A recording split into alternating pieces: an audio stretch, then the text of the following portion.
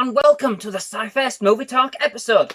In this episode, I'll be discussing the 2007 animated motion picture event that is The Simpsons Movie, as directed by David Silverman and based, of course, on the popular TV series The Simpsons, created by Groening.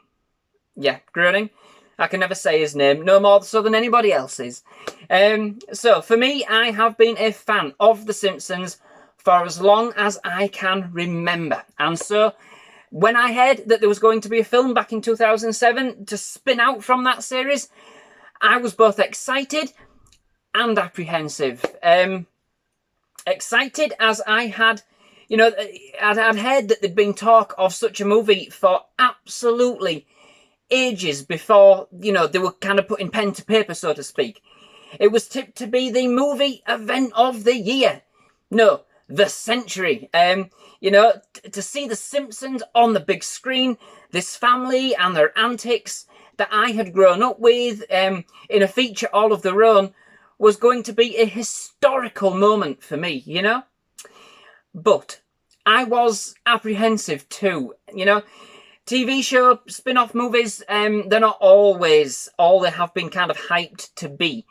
And of course, The Simpsons is, I suppose, a phenomenal show. This movie really had to do the series justice. Otherwise, it could just simply turn out to be a complete turkey.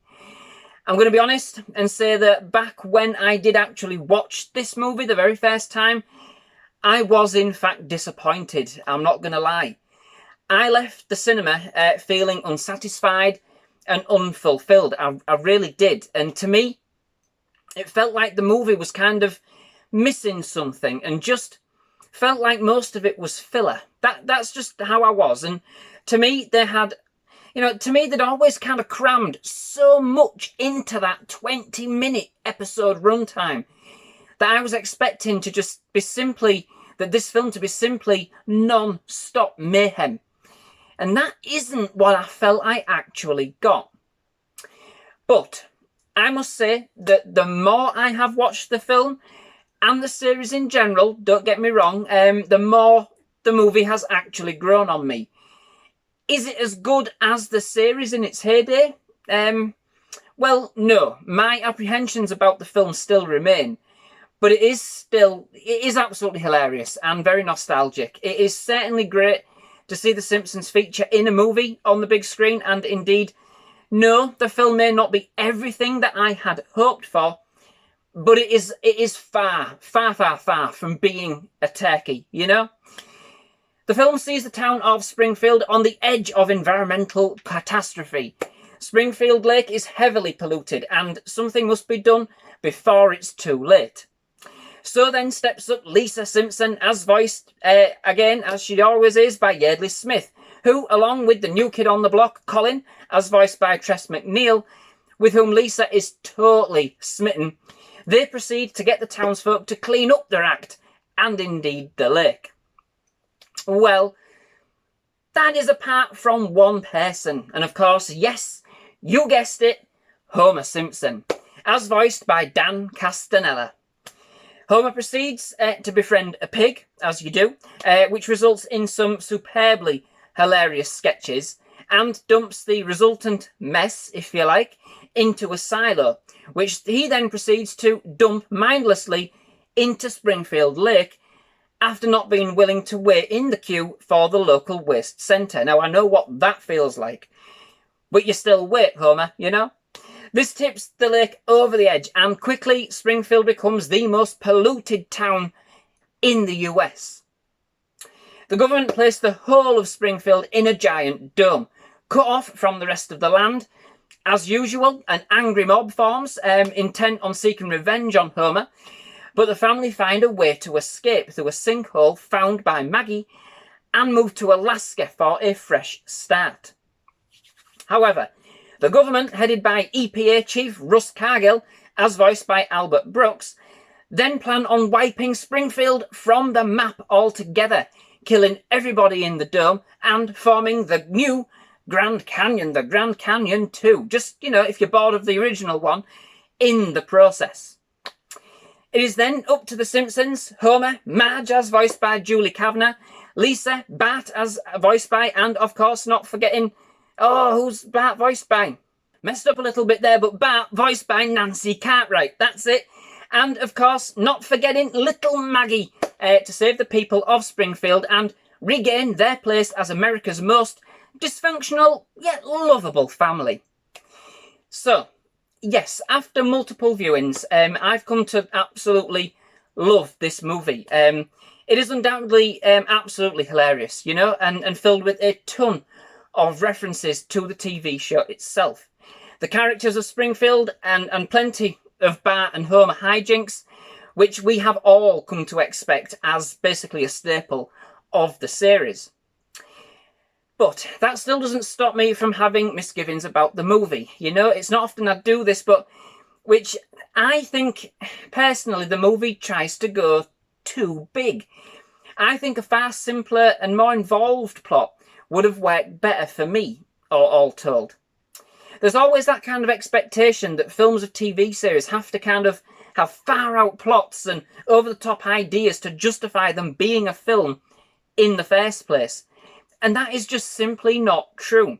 A film that is true and an honest representation to the series would have worked far, far better and would have offered room to kind of, you know, included far more characters and sidebar storylines as The Simpsons are so well known for. Now, they have crammed a lot into the film. Don't get me wrong at all. But like I said earlier, what they were able to actually cram into a 20-minute episode far, far, far exceeds this, you know? This should have been a total Simpsons assault on our minds. But it wasn't. It played things more cameo for the other characters and kitsch, you know? And I think that was a real opportunity lost. Now, there is the old adage, go big or go home. But The Simpsons managed to accomplish this on numerous occasions in the series itself. Personally, I think they actually had too much time to fill. And I don't think they thought of this the right way around. A series of 4 interconnected episodes building to a larger crescendo may have been better suited. Personally, you know, it certainly worked really very well for Who Shot Mr. Burns, you know? But, and it is a massive but, these are really my own personal thoughts on what I would have liked to have seen.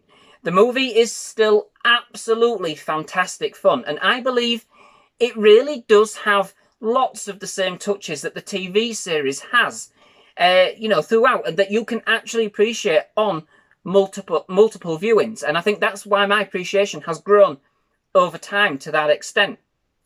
I think the film definitely, certainly benefits considerably from being produced by much of the same team behind the TV series, and in that it really does feel like it belongs. Its plot might be a bit over the top, but at its heart it is still The Simpsons. The amount that they actually did cram into the movie, you know, upon thinking about it, is still excellent when you do compare this to other movies of a similar ilk. It's just, unfortunately, it feels like one episode stretched out rather than a feature film, for me. From the moment it starts, you do actually feel like you're home, you know?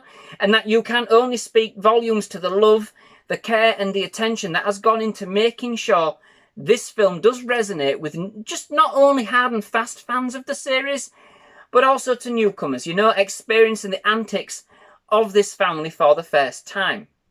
It is bright, it is colourful, very, very well paced, and extremely well thought out. Just as a Simpsons episode should be, you know? Regardless of my own personal gripes. It does have quite an anti-government view, but quite a very strong environmental message. In the usual kind of sarcastic and parodic Simpsons style, of course. With Arnold Schwarzenegger in this one, as voiced by Harry Shearer, as a president who was elected to lead, not read. Don't ask me why they didn't actually use their own character, Rene Rolfcastle, you know, for this. They've already, you know, cemented him as a parody of Schwarzenegger in the series anyway. And indeed, this appears to be the only character they've actually changed. I would suppose, to be fair though, it was to appeal to a larger audience, given the kind of political status of Schwarzenegger at the time this film was released. I suppose it makes sense in that respect. Overall, I do seem to kind of have ripped this film quite a bit, haven't I? But please do understand, this is actually coming from an affectionate love of the series overall. I do still exceedingly enjoy this movie for what it is, and I do think this is one of the best TV series movie spin-offs that there has actually been. I just personally thought that they had a lot more potential that they didn't use here. As much as we don't actually get to have much interaction with the other characters in the Simpsons universe, which is a shame, I did enjoy the fact that ultimately, for their first outing, we did actually concentrate more on the Simpsons themselves. Some of the episodes, I suppose, can get a bit lost from that kind of angle. I do actually sound so contradicting, don't I? Whether or not I'm coming or going with this film, I'm sure. But the characters, you know, they were very true to the series in that respect.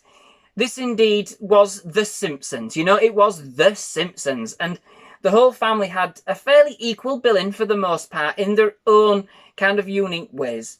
And of course, Maggie, well, Maggie was excellent, as always. Indeed, there were some great nostalgic nods to the series, and you can kind of see what the creators were trying to do in giving us as many glimpses of the other characters as actually possible, to be fair. And indeed, it does have quite the epic ending, if a bit more far-fetched than the usual.